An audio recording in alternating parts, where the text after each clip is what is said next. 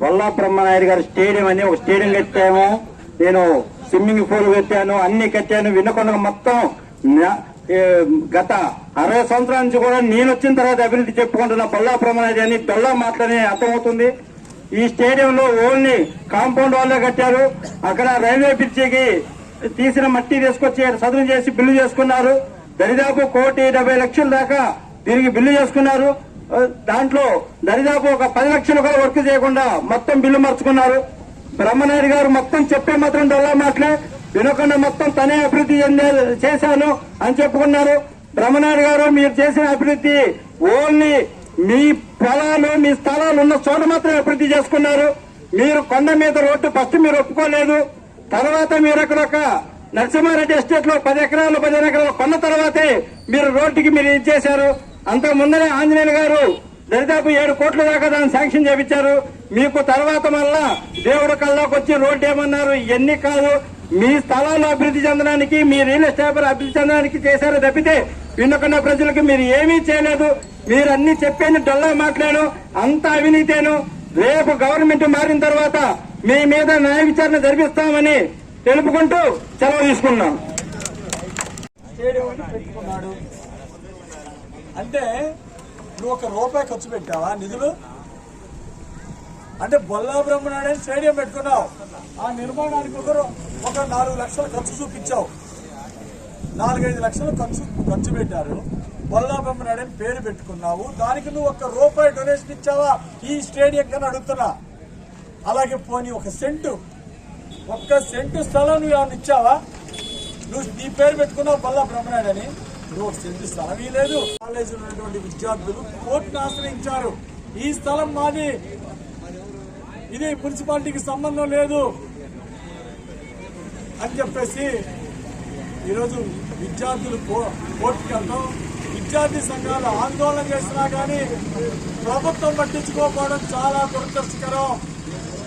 మా కళాశాల స్థలంలో మీరు దీన్ని ఆక్రమించడానికి మీరెవరు, దీన్ని ఆక్రమించడానికి వీలు లేదు అని చెప్పేసి విద్యార్థులు ఎన్నో పోరాటాలు చేశారు. స్థానిక ఎమ్మెల్యే నేను 1,80,00,000 ఖర్చు పెట్టి బ్రహ్మాండమైన స్టేడియం కట్టానంటే ఆ స్టేడియం ఎలా ఉందో చూద్దామని ఇక్కడికి వచ్చా. లోపల చూస్తూ ఉంటే స్టేడియం ఎక్కడా కనపట్ల. బొల్లా బ్రహ్మనాయుడు బోర్డు మాత్రం కనపడుతుంది. బొల్లా బ్రహ్మనాయుడు స్టేడియం అని బోర్డు మాత్రం కనపడుతుంది. లోపల మాత్రం ఒక కబడ్డీ కోర్టు కానీ, ఒక క్రికెట్ కోర్టు కానీ, ఆటలు ఆడుకునే కోర్టులు ఏమీ కనపట్టాలా. నిధుల దుర్వినియోగం మాత్రం కనపడుతుంది. 1,80,00,000 ఎక్కడ ఖర్చు పెట్టారో చూపించండి. ఒక కాంపౌండ్ వాళ్ళు కట్టేసి 40 లక్షలు 50 లక్షలు ఖర్చు పెట్టి 1,80,00,000 దోచేశారు. కోట్లు గట్ల, లోపల క్రీడాకారులకు ఒక రూమ్ గట్ల, పీఈటీలు ఉండడానికి ఒక రూమ్ లేదు. ఎక్కడనే ఏమైనా కనపడుతుంది? ఇక్కడ 1,80,00,000 ఖర్చు పెట్టారు.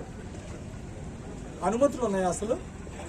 స్టేడియం నిర్మాణానికి మీకు అసలు అనుమతులు ఎక్కడున్నాయి? ఈ స్థలం ఎవరిది? Degree college. Higher education permission ఉండాలా?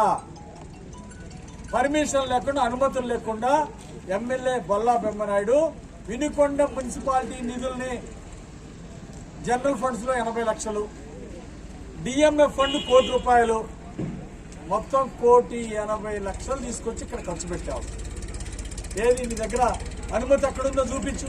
లేకుండా ఏ విధంగా ఖర్చు పెట్టారని కోర్టు నిలదీసింది మున్సిపల్ అధికారిని. దీనికి సమాధానం చెప్పమని నోటీసు పంపించింది మున్సిపల్ కమిషనర్. దీనికి ఏం సమాధానం చెప్తానని అడుగుతున్న బొల్లా బ్రహ్మనాయుడు. అధికారం ఉంది కదా అని ఇష్టారాజ్యంగా చేస్తావా? నీకు అధికారం ఉంటే అనుమతులు లేకుండా నిధులు దుర్వినియోగం చేస్తావా? ఎవడబ్బు సొమ్మని 1,80,00,000 దుర్వినియోగం చేశావే. ఆ రైల్వే బ్రిడ్జి, అండర్ బ్రిడ్జి కడతంటే అక్కడ బట్టి కాంట్రాక్టర్ వేధించి ఇక్కడ దోలు అని అక్కడ బట్టి అక్కడ దోలిచ్చావే. బిల్లు నువ్వు మార్చుకున్నావే. ల్యాండ్ లెవెలింగ్ పేరుతో, అలాగే గ్రావెల్ నింపాలని చెప్పేసి నువ్వు 80 లక్షలు ఖర్చు పెట్టించి, ఎక్కడ ₹1,00,000 ఖర్చు పెట్టకుండా 80 లక్షలు దోచుకున్నాడు బొల్లా బ్రహ్మనాయుడు. కాంట్రాక్టర్ పేరు చెప్పి కాంట్రాక్టర్ అడ్డం పెట్టుకుని బొల్లా బ్రహ్మనాయుడు దోచుకున్నాడు. కాంపౌండ్ వాళ్ళు కట్టడానికి బొల్లా బ్రహ్మనాయుడు బోర్డు పెట్టడానికి 1,80 లక్షలు ఖర్చు అవుతా.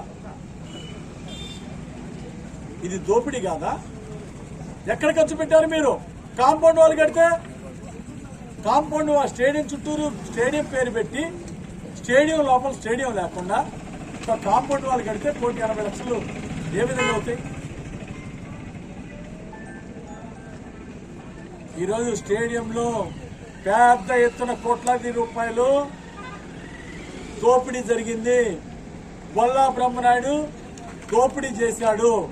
ఆయన దోపిడీ కోసమే ఇక్కడ అనుమతులు లేకుండా తీసుకొచ్చి డిగ్రీ కాలేజ్ స్థలంలో ఇచ్చేశాడు. మా టైంలో మేము ఎన్ఎస్పీ స్థలం ప్రజలందరికీ అందుబాటులో ఉంటుంది.